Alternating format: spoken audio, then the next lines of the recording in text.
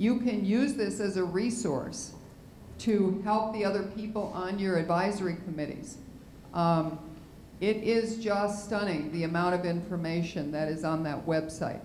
And one of the things that's really, really, really powerful over and over are these letters that the coalition writes to legislators and to the department, telling them why what they're doing is wrong, good or bad, or how we want it to be different. Because sometimes as people, we're out here in the field, I'm in LA, and you guys, you know, you could be in any county in the state, you don't actually know that there's blood and guts being experienced by people who are advocating for our positions in Sacramento. And the way we do that through these letters, and those letters that the coalition submits are just powerful. They are really a product of all of those organizations that John had on the board. Those organizations write the letters, they argue over what's going to be in the letter, and then the letter gets sent and John posts it on the website. So you can print out those letters and take them to your meetings and say, this is what our advocates, this is what we're doing, this is what SECA is doing in the state legislature and with the California Department of Social Services. This is your organization in action. This is the stuff we do. And some of us are on those coalition calls and some of us aren't. But when you go to the website, there you see SECA over and over and over in all of these efforts, whether they're legislative or directed at the department.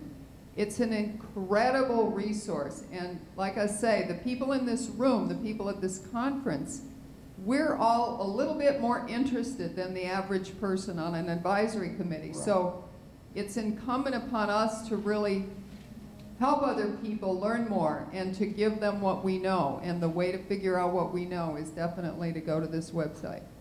And the one thing about the structure of the coalition that's really been a key component since the get-go, and we make sure that this is it's always going to be this way. As long as there is something called the IHSS Coalition, you can know that it's going to be a consumer-driven organization. And yes, we have 35 organizations representing, as I said, labor, advocacy, and consumer, but our chair people are always going to be consumers of the program. And this last year, we rotated. I was chair for the first 8 years and finally took a break. And this last year, we rotated chairmanship between myself and 3 other people.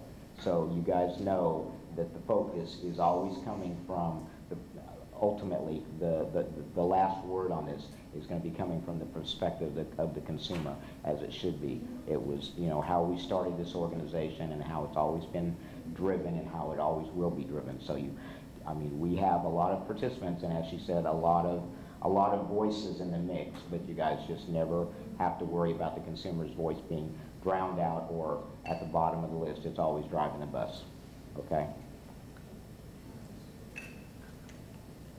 And then you. Me now? Yeah, go ahead, John. Okay. I'd just like to point out one of the things that I find useful about the website is many of you know that there's been a lot of litigation, court action, lawsuits about various things having to do with IHSS. And although I'm a former lawyer, so I'm used to looking at these things, if you want the real source information and not somebody else's interpretation of what happened in court, John posts those court orders and court opinions on the website, and you go right to the source. You don't have a secondary source, you have the source. And I find that to be really useful myself, because I often don't want somebody else's interpretation of what happened. I just want to know what happened. Thanks, John. David in the back right here. I'm sorry, I can't remember your name. Yeah. I've been really frustrated as many of you about getting national attention. And when I got emails to newspapers like MSNBC, I was thinking maybe your website would be a good link to get the news media knowing the other side of the coin. It could get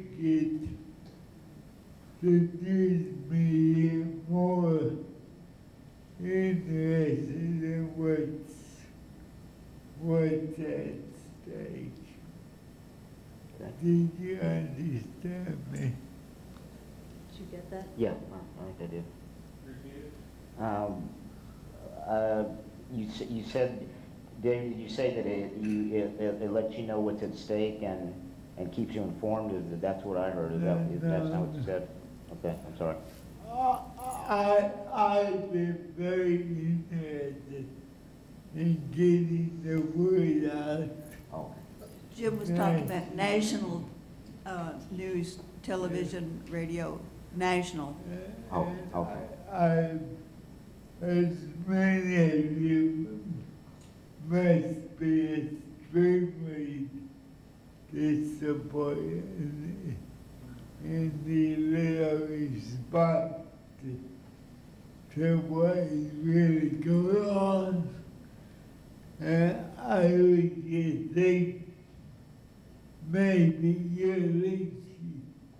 your website would be a good website that tries to turn on the national media. Maybe your website could be used to help communicate with the national media people.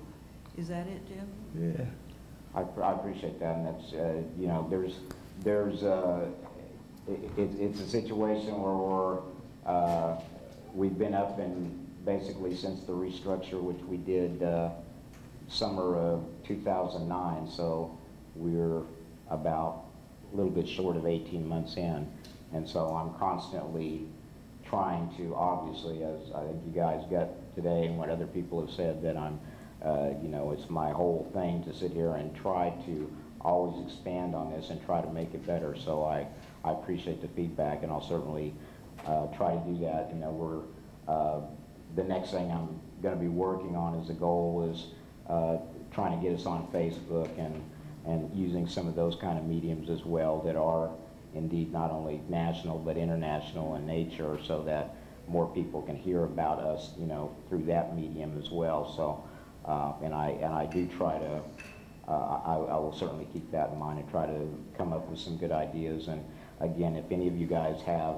ideas, comments, questions, anything like that, please feel free to use that link that's at the bottom of the homepage on IHSScoalition.org and you know, share your thoughts with me, because it's all about making this work for you guys. It's all about resources, and we certainly want it to be the most effective it can.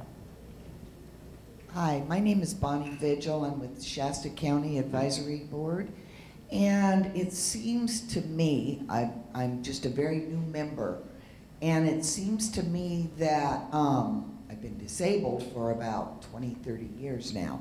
And the main public perception of IHSS is basically a very negative one. We're hearing about all the fights about the budget, and we're hearing about fraud. And I'm wondering, could you name your top 3 or 4 resources or places we can go to look for some positive values to IHSS that we can present to our county boards of supervisors and the public authority in general?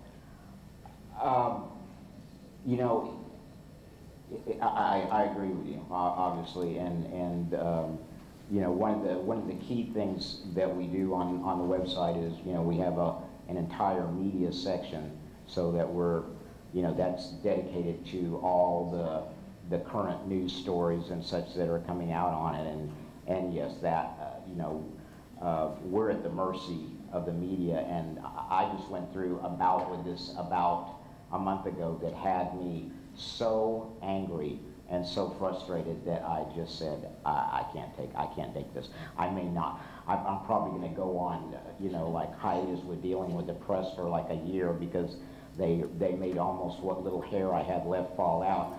When you're an educated, I'm an educated person with a disability. I've got a bachelor's degree in sociology. I've got 38 graduate hours in counseling psych, and yet at the end of the day, when the local TV crew comes to interview you on, in this case, the story about care providers with, you know, criminal backgrounds and how all that's playing out, because the governor is basically using the media as his kind of little mouthpiece to manipulate the circumstances, the media is more than willing to play along with that. They seldom, I don't want to say never, they seldom give us, the people that are recipients of the system, or you know, consumers of IHSS, they seldom give us the benefit of the doubt, and they seldom give our perspective any credence, any weight, and they'll use us, as they did me 2 different times in this one day, taking one little soundbite that had absolutely nothing. I mean, I sat there and spent 5 minutes talking about the broader issue and why it was important for consumers to have the last word in this issue. No, all they wanted to say was like, oh, well, yeah, they used this little soundbite where they asked me a question like, well, have you had consumers with, or have you had care providers with criminal backgrounds? And I'm like, yes, and they've actually, both of them have been, you know, good care providers. That's all they wanted to use. They didn't listen to one word of the 5-minute overview that talked about the fact that all of us, you know, as a rule, want to be informed and make informed choices. All they did was just use it to kind of formulate their own perspective. So we're at the mercy of the press, and the onus and the pressure is on all of us to not take that, and not take that. I went on the online comment sections on both TV stations and the newspaper that did that, and basically, you know, got the last word that way. And it's like, if you can't get them to use what you say to them in good faith that's supposed to be informative, then utilize what you can. Utilize those comment sections on radio, TV, or newspaper website links, and get the last word that way, because that's the way you're going to get it. And granted, you may not get the exposure that the story got on the evening news or that the original story got, but that's still your chance to literally say what you wanted to say, unedited, and make sure that your point gets across, and that's exactly what I did. So it's a tough deal, and as far as the positive, I can tell you that on the website, one of the things that we do have in the media section is you'll see a section entitled Opinion. Go to that section and you'll see primarily letters to the editor that have been posted throughout the state in the last year and a half, and most of those are from consumers, are from activists, and deal with all the positive aspects of the program, and they're our perspectives, they're not somebody else's. And if you want to have something to take and use to share with other people, absolutely access the opinion section on the website and use that, because that's our perspective on things, and that's the kind of stuff we want out there. Okay, thanks. We have time for one more question. Hello? Yeah. Hello, John. My Hi. name's Ed Burns. I'm new. I'm like 5 months into being on the advisory board for San Mateo County. And I got a question, and I've never accessed a website, and I just want to put it out there. My background is in home care. I took care of my mother for 10 years until she passed away last year.